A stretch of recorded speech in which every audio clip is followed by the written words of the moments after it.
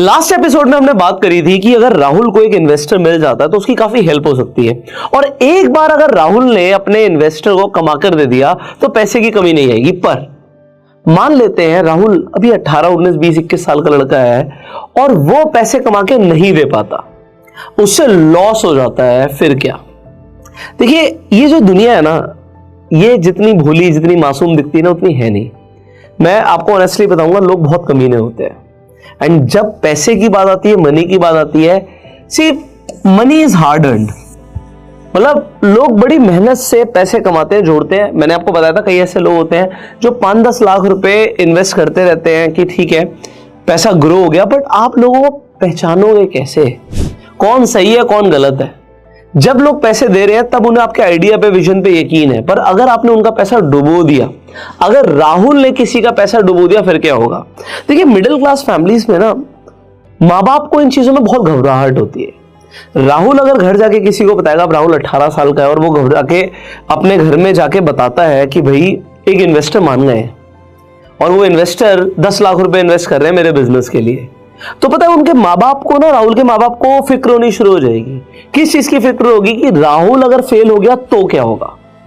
अगर ये 10 लाख रुपए राहुल ने डुबो दिए तो क्या होगा? हम कहां से देंगे? हमारे पास पैसा कहां से आएगा? सो अभी सिर्फ रोजी पिक्चर की बात नहीं करते कि राहुल सक्सेसफुल हो ही गया, राहुल ने पैसा बना ही लिया। भाई राहुल से पैसा नहीं बना तो ऐसे कई सारे लोग हैं जिन्हें किसी बिजनेस के ऊपर या किसी आइडिया के ऊपर बहुत यकीन हो जाता है। आपने कई सारे लोगों को देखा होगा, लोग स्टॉक मार्केट के अंदर ट्रेड करते हैं। उन्होंने किसी को देखा, उसने ट्रेडिंग से बहुत पैसा बना लिया और उसने क्या किया? उसने लोन ले लिया, उधार ले लिया। अब ब्याज पे लोग पैसा लेते हैं, और जब लोन ले लिया और मान लेते हैं उन्होंने ट्रेड किया, trade is also a business, उन्होंने ट्रेड किया और ट्रेड में लॉस हो गया, फिर क्या? ये जो पैसा आज लोन पर आया, या फिर एक इन्वेस्टर ने पैसा इन्वेस्ट किया, मनी इज मनी मैन, पैसा आया और ये पैसा वापस देना होता है। जब एक इन्वेस्टर भी पैसा लगा रहा है तो ये मत सोचो फ्री का पैसा आ गया, इस पैसे का कोई जिम्मेदार नहीं है। जैसे लोन का पैसा ब्याज के साथ, इंटरेस्ट के साथ वापस जाता है, इन्वेस्टर को अपने पैसे की ज्यादा फिक्र होती है कि उसका भी पैसा रिटर्न के साथ वापस आए। अब जैसे मैंने बोला कि भाई लोग बहुत कमीने भी होते हैं। अब राहुल एक बच्चा ही तो है, राहुल को कैसे पता लगेगा? जब कोई इन्वेस्टर हाँ कर देगा कि पैसा देने के लिए, राहुल को नहीं समझ आएगा। और हर अमीर आदमी का बहुत बढ़िया बिजनेस नहीं होता। कई लोगों के, जैसे आप पिक्चर्स में देखते हैं ना, रियलिटी में भी ऐसा होता है, कोई 2 नंबर के काम भी होते हैं, नहीं समझ आएगा। राहुल को कैसे पता लगेगा? कोई इंसान अपने बहुत अच्छे बिजनेस से पैसा कमा रहा है, या फिर हो सकता है वो ड्रग से पैसा कमा रहा है, ड्रग डीलिंग से पैसा कमा रहा है, कैसे पता लगेगा?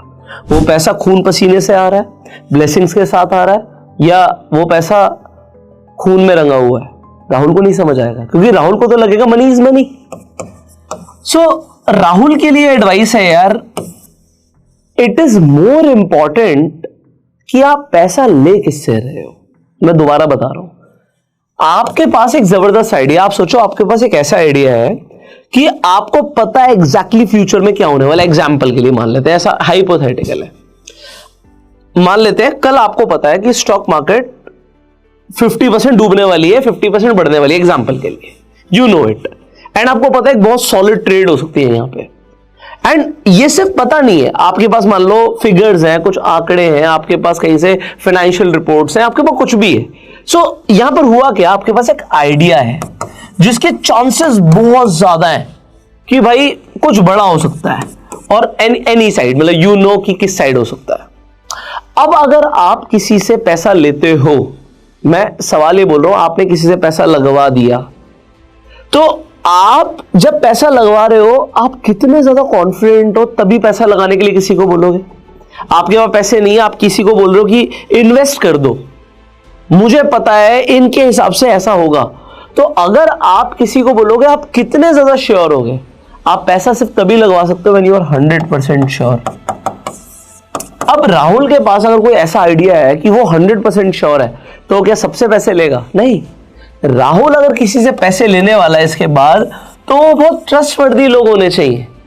राहुल को जिसे प्रॉफिट कराना होगा ना, उससे पैसे लेगा। मेरी बात को समझो, अगर कोई चीज होनी है, एग्जाम्पल के लिए आपको लगता है ये होना ही होना है, और बिजनेस के अंदर भी ऐसा होता है, हमें कॉन्फिडेंस होता है कि ये बिजनेस चलेगा, एग्जाम्पल के लिए आपको रियल एस्टेट का आइडिया देता हूं। मान लेते हैं मेरा एक फ्रेंड है और वो मेरा रिश्तेदार भी है। अब रिश्तेदार भी है, फ्रेंड भी है, तो रिलेशन बहुत सॉलिड हो गया। अब उसने मुझे बताया कि भाई एक प्लॉट आया हुआ है, एक प्लॉट आया हुआ है, 500 स्क्वायर यार्ड्स का प्लॉट है और वो 10 करोड़ रुपए का मिल रहा है। पर मैं जेन्युइनली तुझे बता रहा हूं, मार्केट में इसकी वैल्यू 15 करोड़ रुपए है। अभी ये मिल रहा है, एनआरआई क्लाइंट है, 10 करोड़ में दे रहे हैं, इन्हें हमें 1 महीने के अंदर पेमेंट करनी होगी, बट इसकी वैल्यू 15 करोड़ रुपए है। तो अब सोचो उस फ्रेंड ने मुझे क्या प्रपोज किया, सुनो मेरी बात को। उसने प्रपोज किया 10 करोड़ की चीज हमें खरीदनी है, प्लस हम स्टैम्प ड्यूटी वगैरह पे करेंगे, कुछ चार्जेस पे करेंगे, ब्रोकरेज पे करेंगे, और उसके बाद वो 15 करोड़ की बिक जाएगी। उसकी वैल्यू 15 करोड़ है और वो कह रहा है 15 करोड़ से ऊपर ही जाएगी, नीचे नहीं जाएगी। और मुझे ये भी पता है, देखो यहां पे सबसे इंपॉर्टेंट क्या है, reliability of the person sharing the idea. यहां पे राहुल में और मेरे उस फ्रेंड में जो मेरा रिलेटिव भी, उसमें फर्क क्या आया कि रिलायबिलिटी क्या है। रिलायबिलिटी का मतलब क्या होता है, क्या वो पर्सन रिलायबल है, क्या उसे उस फील्ड का एक्सपीरियंस है। हर इन्वेस्टर जब आप शार्क टैंक पे सुनते हो तो वो क्या बोलते हैं कि आप इस फील्ड का स्टार्टअप तो कर रहे हो, इस फील्ड में आपने कितने साल लगाए, आपको कितने टाइम का एक्सपीरियंस है इस फील्ड के अंदर। तो मुझे पता है यार, उसे रियल एस्टेट के अंदर 10 साल 15 साल हो चुके हैं, उसे 10 साल का एक्सपीरियंस है रियल एस्टेट के अंदर, तो वो मुझे गलत नहीं बताएगा और कुछ समझ मुझे भी होगी। तो अगर मुझे समझ है कि भैया 10 करोड़ की चीज मिल रही है जो कि 15 करोड़ की वैल्यू रखती है, और वो मुझे बोल रहा है 50-50 में काम करते हैं, तो आप समझो वो क्या कह रहा है। वो ये कह रहा है कि भाई 5 करोड़ लगा और 7.5 करोड़ हो जाएंगे, 2.5 करोड़ का प्रॉफिट करा रहा है वो मेरा। क्या वो हर आदमी का 2.5 करोड़ का प्रॉफिट कराएगा? अगर वो मेरा 2.5 करोड़ का प्रॉफिट करा रहा है, ऐसी प्रॉफिटेबल अपॉर्चुनिटीज के लिए मार्केट में पैसे की कोई कमी नहीं है। अब ये करोड़ों की बात हो रही है, आप हजारों की बात कर लो। कोई ऐसी चीज है जो 50,000 की है और वो 75,000 की बिक रही है, उसमें 25,000 का फायदा हो रहा है, क्योंकि हो सकता है करोड़ों की फिगर डे 1 में दिमाग में घुसे ही ना। पॉसिबिलिटी है, नहीं समझ आती लोगों को। बट अगर आपको कोई फ्रेंड है जो बोल रहा है भाई कोई 50,000 रुपए की मेरे पास इवेंट की टिकट है जिसकी वैल्यू अभी के अभी 75,000 की है और उसकी high demand, example India Pakistan के मैच की टिकट्स है मेरे पास एग्जांपल के लिए, तो वो बिक जाएगा। आपको पता है, आपको यू ऑलरेडी नो ये बिक जाएंगी। सो उसे बेचने के लिए भी वो तरीका बता रहा है बिकेगी कैसे, और वो कह रहा है पार्टनर भी बन जाओ, मतलब कुछ चीज जिसके चांसेस बहुत ज्यादा है। तो मैं बताना क्या चाहता हूं कि भाई राहुल को अपने आइडिया के ऊपर जब कॉन्फिडेंस होगा ना, तो हर किसी से पैसे नहीं लेने। आप किसी का प्रॉफिट करा रहे हो, ये आपके दिमाग में सोच होनी चाहिए। आपका माइंडसेट क्या है। आपको लास्ट जब मैंने एग्जांपल दिया कि भैया 1 करोड़ रुपए का प्रॉफिट हो जाएगा एग्जांपल, तो अगर 1 करोड़ का प्रॉफिट हो जाएगा और 50-50% में काम कर रहे हो तो 50 लाख कमा के दे रहे हो आप किसी को। आप किसी को भी 50 लाख कमा के दोगे क्या? सो आपको इंसान को चूज करना है, पैसे हर किसी से नहीं लेने, आपको चूज करना है कि पैसा किससे लेना है। क्यों? ये इंसान जो पैसा दे रहा है इसका टेम्परामेंट कैसा है, इसकी पर्सनालिटी कैसी है। मान लेते हैं ये आदमी बहुत ज्यादा गुस्सेल है, इसकी पर्सनालिटी ऐसी है कि ये लड़ता रहता है, इसकी पर्सनालिटी ऐसी है, मान लो ये क्लब ओनर है, इसके क्लब्स चलते हैं, लड़ाइयां होती रहती हैं। तो राहुल तो एक बेचारा मासूम सा बच्चा है, अगर उसका पैसा आज वो कह रहा कोई बात नहीं, बट अगर कल उसे गुस्सा आ गया तो राहुल के लिए हो सकता है वो ठीक ना हो। तो राहुल को समझना पड़ेगा, और राहुल को इससे सीखने को, इस इंसान से सीखने को क्या मिलेगा। तो राहुल को बहुत ज्यादा समझ के आगे बढ़ना पड़ेगा। अब देखो व्हाट आफ्टर फाइनेंशियल लॉस में पॉइंट यहां पर समझते हैं। मान लेते हैं राहुल ने काम किया आइडिया पे, हमने बात करी थी कि भैया 100 रुपए की कॉस्टिंग है एक मोबाइल फोन कवर की जो कि 300 का बिक जाएगा, और ये 100 रुपए के अंदर जो मार्केटिंग एक्सपेंस था वो 50 रुपए था। 50 रुपए कॉस्ट पर सेल आ रहा था। पर जब राहुल खुद काम करता है तो ऐसा नहीं होता। जब वो किसी अंकल से समझ के आया, अंकल का बिजनेस देखा, तो उनकी 50 रुपए की कॉस्टिंग आ रही थी। पर जब राहुल ने ऐड लगाई तो उसने देखा जी मेरी तो 250 रुपए की कॉस्ट आ रही है। अगर 250 रुपए की कॉस्ट आ रही है, 30 रुपए का उसको कवर पड़ रहा था और 20 रुपए के उसके भी अदर एक्सपेंस हैं, तो 300 की चीज वो बेच रहा है और 300 उसकी कॉस्ट है, वो तो 1 रुपया नहीं बना रहा। और अगर गलती से 250 की जगह 350 कॉस्ट चली गई तो जेब से पैसा देना पड़ेगा, और जेब से पैसा देना पड़ेगा तो इन्वेस्टर का पैसा खत्म। अब क्या? तो राहुल को यहां पे समझना है। सबसे पहली बात तो राहुल आज राहुल को मैं बता रहा हूं, कोई भी बिजनेस आइडिया पे आप काम करोगे, फेल होना निश्चित है।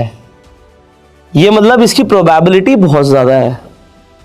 आपके फेल होने की प्रोबेबिलिटी 50-50 नहीं होती, सक्सेस की प्रोबेबिलिटी 50, फेल की प्रोबेबिलिटी 50। जब आप नए होते हो, जब आप यंग होते हो, तो आपकी फेल होने की प्रोबेबिलिटी 80% होती है सर, क्योंकि आज आपके अंदर स्किल्स नहीं है, आपको एक्सपीरियंस नहीं है, आज आपके पास कुछ भी नहीं है, आपके फेल होने की प्रोबेबिलिटी बहुत ज्यादा है। तो क्या इसका मतलब है कि राहुल कभी सक्सेसफुल ही नहीं होगा? इसका मतलब समझो क्या है। इसका मतलब यह है कि राहुल जैसे अगर 10 बच्चे बिजनेस करने जाएंगे तो 8 बर्बाद हो जाएंगे, 8 फेल हो जाएंगे, 8 पैसा डुबो देंगे। राहुल जैसे अगर 8 बच्चे बिजनेस करने जाएंगे तो पैसा डुबो देंगे, और ये सच है। पर 2 होंगे जो सक्सेसफुल हो जाएंगे, बट इन 2 की मैं बात नहीं कर रहा। बात है इन 8 में से दोबारा से कितने लोग बिजनेस करते हैं। इन 8 में से जब दोबारा से बिजनेस करने की बात आएगी, सबके सब तो करेंगे भी नहीं, छोड़ देंगे। क्योंकि आपने ऐसी स्टोरीज मिडिल क्लास में जरूर सुनी होंगी, लोग बोलते हैं हमने भी एक बार बिजनेस किया था, हमने लगाए थे 50 लाख रुपए और फिर क्या हुआ, सब बर्बाद हो गया। अब हम नौकरी कर रहे हैं, हमारे ऊपर कर्जा भी हो गया, बिजनेस में कुछ नहीं रखा, कोई स्टेबल इनकम नहीं होती, कभी चलता कभी नहीं चलता। जॉब में हर महीने सैलरी आती है। मैंने टिपिकली बिजनेस फैमिलीज और मिडिल क्लास फैमिलीज में ना बहुत सारे डिफरेंस देखा है। अब बिजनेस फैमिलीज के बोल रहा हूं, मैंने आपको ये बताया था बिजनेस वो नहीं होता अगर आप अपनी दुकान पे जाके खुद बैठते हो और आपके बैठने से दुकान चल रही है, तो वो बिजनेस नहीं, वो सेल्फ एम्प्लॉयमेंट है। एक आदमी, मैंने एग्जांपल दिया हुआ है कि मान लो कोई आदमी कारपेंटर है, तो वो अपने को बिजनेसमैन बोलने लगता है। वो कहता है मैं किसी के यहाँ नौकरी थोड़ी कर रहा हूँ, खुद का काम कर रहा हूँ। खुद का काम सेल्फ एम्प्लॉयमेंट होता है। तो middle class family self employed को भी बिजनेस मैन समझती हैं। तो मुझे एग्जैक्टली याद है, एक माँ अपनी बेटी के लिए रिश्ता चाहती थी और उन्होंने क्या बोला, मुझे बिजनेस फैमिली में शादी नहीं करनी, कोई अता पता नहीं होता इनकम का, कभी आती है कभी नहीं आती, मुझे तो किसी की बढ़िया जॉब हो, सरकारी जॉब हो, से वहीं पे शादी करवानी। क्यों? क्योंकि हर महीने सैलरी आती रहेगी। हमने वो परेशानी देखी, हमारे हस्बैंड बिजनेस करते हैं तो हमने तो बहुत स्ट्रगल किया है। अब वो बिजनेस नहीं, वो सेल्फ एम्प्लॉयड है और हर बार पैसा नहीं कमा पाते, इसलिए उनके यहाँ परसेप्शन बन गया है और इससे ऊपर सोचना लोगों के लिए मुश्किल हो जाता है। तो मैं ये बोल रहा हूं कि इन 8 में से ज्यादातर लोग यही वाली स्टोरी कहेंगे कि हमने एक बार किया था और हम फेल हो गए। बट मान लेते हैं इनमें से 8 के 8 लोग दोबारा से शुरू करते हैं, तो हो सकता है प्रोबेबिलिटी ज्यादा हो जाए। इस बार 8 में से 3 लोग, 4 लोग सक्सेसफुल हो और 4 लोग फेल हो जाए। पर मजा क्या है, आपको समझना पड़ेगा, राहुल हो सकता है 10 में से 2 लोगों में आए ना जो सक्सेसफुल हुए थे, वो उन 8 लोगों में से था जो फेल हो गए। बट राहुल को समझना पड़ेगा, उसे दोबारा से करना पड़ेगा, दोबारा से एफर्ट मारना पड़ेगा। अब यहां पर एक गोल्डन स्टेटमेंट दे रहा हूं, इसे लिख लेना। The faster you fail, the faster you succeed. मेरी हैंडराइटिंग के लिए मुझे माफ कीजिएगा, क्योंकि मैं हैंडराइटिंग क्लास नहीं ले रहा हूं। जितनी जल्दी आप फेल होगे ना, उतनी जल्दी आप सक्सेसफुल बनोगे। फेल तो होगे ही होगे, निश्चित है। आज आपने किसी का बिजनेस देखा, किसी का आइडिया समझा, आपको बहुत इंटरेस्टिंग लगा, आपने काम किया, आप फेल हो गए। और अगर आप किसी से पैसे लगवा रहे हैं, किसी का पैसा इन्वेस्ट करवा रहे हैं, देखो जिम्मेदारी आपकी है, ये समझना पड़ेगा। पर उस आदमी को क्लैरिटी दो कि भाई हो सकता है ये बिजनेस ना चले, ये बता के चलना पड़ेगा। फाइनेंशियल लॉस की जिम्मेदारी आप कह रहे हो कि भाई डेफिनेटली पैसा लग रहा है, बट जो इन्वेस्टर है उसे पता होना चाहिए कि राहुल जिम्मेदारी नहीं लेगा, क्योंकि राहुल के पास नहीं है। And Rahul should have nothing to lose, क्योंकि अगर राहुल को वो पैसा भरना पड़ेगा तो उसकी जिंदगी बर्बाद हो जाएगी। सो इंपॉर्टेंट क्या है कि आपको ये समझना पड़ेगा कि आप फेल होगे, और आप जितनी जल्दी फेल होगे उतनी जल्दी कामयाब होगे। सो आपको मल्टीपल आइडियाज टेस्ट करने पड़ेंगे। होता क्या है, आप यहां से एक प्रोसेस समझते हैं। प्रोसेस क्या है, जब आप शुरू करते हो आप आइडिया ए पे काम करते हो, पर ए में आप फेल हो जाते हो। फिर आप ए से जब आप सीख लेते हो तो you learn from your failure. आपको लोगों के फेलियर से भी सीखना है और अपने फेलियर से भी सीखना है। मैंने बहुत गहरी बात बोली है, इसे लिख लेना, इसे समझना। तुम्हारे पास बहुत ज्यादा टाइम नहीं है कि सब कुछ हम ही ट्राई करें, सब सारे एक्सपेरिमेंट्स हम ही करें। तो अगर लोग भी फेल हो रहे हैं और जो लोग कामयाब हो रहे हैं उन्हें ऑब्जर्व करना है, उनसे सीखना है। तो जब हम आइडिया ए पे काम करते हैं और हमें पता लगता है आइडिया ए नहीं चला, तो हमें पता लगता है आइडिया बी चल सकता है, यार इस पे काम करते हैं। पर फिर क्या होता है, आइडिया बी भी नहीं चलता। फिर बी पे जब काम करते हैं तो पता लगता है बी नहीं चलेगा, यार सी चल जाएगा, सी पे काम करते हैं।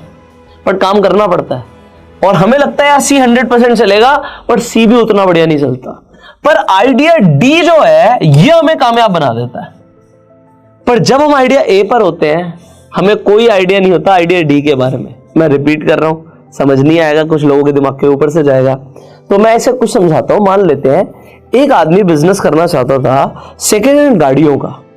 तो उसे लगता था कि मैं गाड़ियों का सेल परचेज करूंगा तो इसमें प्रॉफिट आ जाएगा। बट उसे फिर पता लगता है यार गाड़ी के अंदर ना एक चीज है जिसके ऊपर लोग बहुत पैसा खर्च करते हैं, और वो है गाड़ी का साउंड सिस्टम।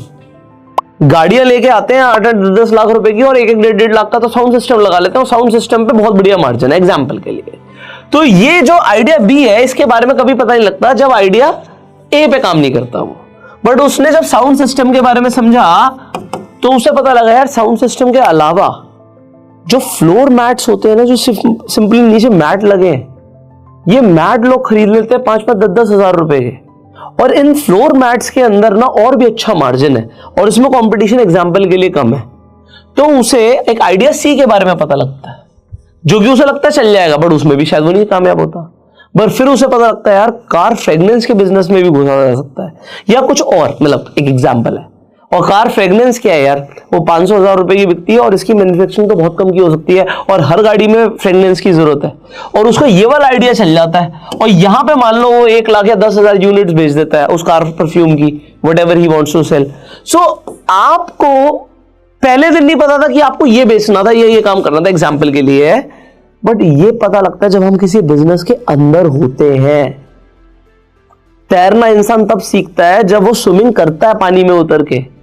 अगर हम बाहर खड़े रहेंगे और देखेंगे लोग ऐसे तैर रहे हैं ऐसे तैर रहे, नहीं होगा, आपको उतरना पड़ेगा। सिमिलरली अगर आपको कामयाब बनना है देन आपको फेल होना पड़ेगा सर, फेल होना पड़ेगा। आप क्रिकेट सीखने जाओगे, हर बॉल पे छक्का नहीं लगा पाओगे, बट एक दिन आएगा आप इतना सीख जाओगे कि ऐसे कुछ बॉलर्स होंगे जिन्हें आपको पता है यार मैं इसकी हर बॉल पे भी 6 मार सकता हूं, बट वो पहले दिन तो नहीं होगा ना। सिमिलरली यहां पर भी पहले दिन नहीं होता। अब मैंने आपको क्या क्या समझाया। नंबर 1, भाई आइडिया ए पे काम करोगे तो आइडिया डी के बारे में नहीं पता होगा और आइडिया ए में फेल होने के चांसेस नए लोगों के लिए 80% है सर, तो फेल तो आप होगे। बट अगर आपको कामयाब होना है तो the faster you fail the faster you succeed. हमने ये भी बात करी थी, अगर आपको ये पता है कि किसी बिजनेस के अंदर आपको लगता है यार इसमें पैसा बनेगा, तो हर किसी से पैसा नहीं लेना। अगर आदमी ही नहीं समझ आ रहा, मैं बिजनेस पार्टनर बना रहा हूं और मेरा पार्टनर बढ़िया होना चाहिए, मैं हर किसी को पार्टनर नहीं बनाऊंगा। अगर मैं किसी को पैसा कमा के दे रहा हूं, मैंने आपको एग्जांपल दिया, मेरा फ्रेंड है, मेरा रिलेटिव है, वो मुझे बता रहा है, वो मेरा भला चाहता है, तो वो हर किसी को पैसे नहीं कमा के दे रहा। और सिमिलरली मैं हर किसी को पैसे कमा के नहीं दे रहा। जिसपे मुझे लगेगा कि यार ये चीज इसमें पैसा बनता है तो बहुत लिमिटेड लोगों को ही बताया जाता है।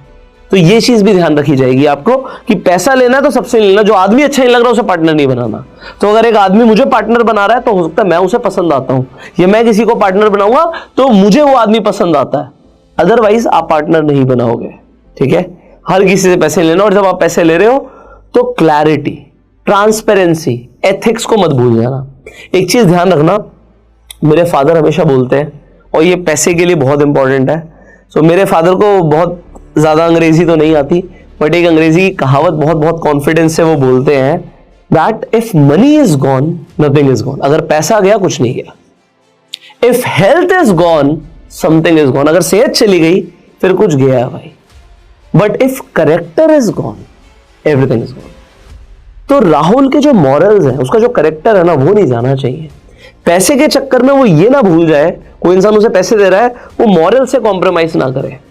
ठीक है, और ध्यान रखना, इन्वेस्टर इन्वेस्ट कर रहा है, उसे हम बता देंगे कि भाई इसमें फाइनेंशियल लॉस हो सकता है, पर क्योंकि अभी राहुल को एग्रीमेंट्स कैसे बनाने हैं, कंपनी कैसे बनानी है, काफ़ी सारी चीज़ें नहीं पता होंगी। पर मैं आपको ये चीज़ बता रहा हूँ, जब आप किसी इन्वेस्टर से पैसे लोगे ना, वो आपको बोलेगा एक कंपनी बनाते हैं, प्राइवेट लिमिटेड कंपनी बनाते हैं, उसमें पार्टनरशिप करते हैं, एक पार्टनरशिप फर्म बनाते हैं, एक प्रॉपर एग्रीमेंट करते हैं। वो ज़्यादातर लोग ये सारी चीज़ें करेंगे। जो भी आप काम करें, आप बड़े सोच समझ के संभल के कीजिएगा, बहुत इंपॉर्टेंट है। और पार्टनर हर किसी को मत बनाइएगा, बट सीखो लोगों से, सीखने का टाइम है। सो आइडिया, जब तक आपको ऐसा लगे यार ये आइडिया पैसा कमा के देगा, तभी लोगों से बोलना है या किसी से बोलना है कि आप मेरे आइडिया में इन्वेस्ट करो। और अल्टीमेटली यार एक बात बताओ ना, अगर कोई आइडिया इतना कामयाब कर सकता है कि उसमें कमाल के रिटर्न्स आ सकते हैं, आज हम क्यों पैसे के लिए किसी को बोल रहे हैं कि हमारे पार्टनर बन जाओ, क्योंकि शायद हमारे पास खुद पैसे नहीं है। बट जैसे आज मैं हूं, मैं किसी को अपना पार्टनर बनाना पसंद नहीं करता, क्योंकि मुझे ये चीज क्लैरिटी से पता है कि अगर आप पार्टनर बना रहे हो तो आप जवाबदारी भी आपकी है, वो सवाल जवाब भी आपसे कर सकता है और आप उसे अपने लेवल पर भी लेके आ रहे हो। तो बहुत सारी चीजें हैं जो आपको लाइफ में समझनी है। अगर आपके पास खुद पैसे होंगे और आपको लगता है इस आइडिया पे पैसे बनेंगे, तो खुद के पैसे लगाएंगे ना हम। तो खुद के पैसे लगाने वो हम समझेंगे आगे वाले एपिसोड्स में, कैसे बनेंगे, कैसे लगेंगे, कैसे पैसा ग्रो होगा। पर ये एपिसोड बहुत इंपॉर्टेंट है। पता नहीं समझ आया नहीं आया आप लोगों को, बट मेरे हिसाब से बहुत इंपॉर्टेंट है। देखो, अब एक फाइनली है कि कई सारे ऐसे लोग होंगे जो इस वीडियो को इसलिए देख रहे होंगे कि अगर उनका फाइनेंशियल लॉस जिंदगी में हो गया तो क्या। देखो सर, होता क्या है कि यहाँ पे मैं ट्रेड से मैंने शुरू किया था, तो मैं यहाँ पे ही खत्म करता हूँ। लोग क्या करते हैं, जब वो कोई बिजनेस या ट्रेड करना शुरू करते हैं तो वो पहले लेस रिस्क पर होते हैं।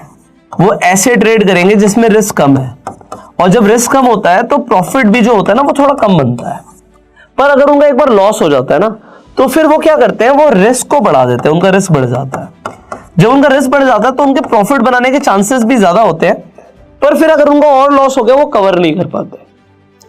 हमें जब हम लोन लेते हैं, हम पर्सनल लोन लेते हैं, तो लोन लेना ना अपने आप में ना ये समझना पड़ेगा, इसके ऊपर एजुकेशन नहीं दी जाती कि कौन सा लोन लिया जाए, कौन सा लोन नहीं लिया जाए, कौन सा लोन अच्छा है, कौन सा लोन बुरा है। तो इसी सीरीज के अंदर हम लोन के ऊपर ना डिटेल में डिस्कस करने वाले हैं। आज इस एपिसोड में भी राहुल की बात हो रही है, तो हम एग्जैक्टली आपके आंसर पे नहीं जा रहे हैं, पर आने वाले एपिसोड्स में आपको डिटेल में समझ आएगा why you should take loans, क्यों लेने हैं लोन जिंदगी में। लोन हमेशा बुरा नहीं होता। मैं आपको इसके एग्जाम्पल के साथ समझाऊंगा कि लोन लेके भी पैसे को कैसे बढ़ाया जाता है। पर अगर आप सीरीज में बने रहेंगे तभी। सो आई होप आपको काफी कुछ सीखने को मिल रहा होगा। अगर आपके कुछ सवाल आप कमेंट्स में पूछ सकते हैं। इस सीरीज को अपना प्यार देने, लाइक कर सकते हैं, इस वीडियो को शेयर तो आप बिना बोले कर ही रहे हैं। फाइनली सब्सक्राइब कर लीजिए, अगर नहीं किया बेल आइकन पर क्लिक कर दीजिए, जिससे आने वाले एपिसोड्स आप मिस ना करें। I will see you in the next video. Till that I am your self made and जय हिंद।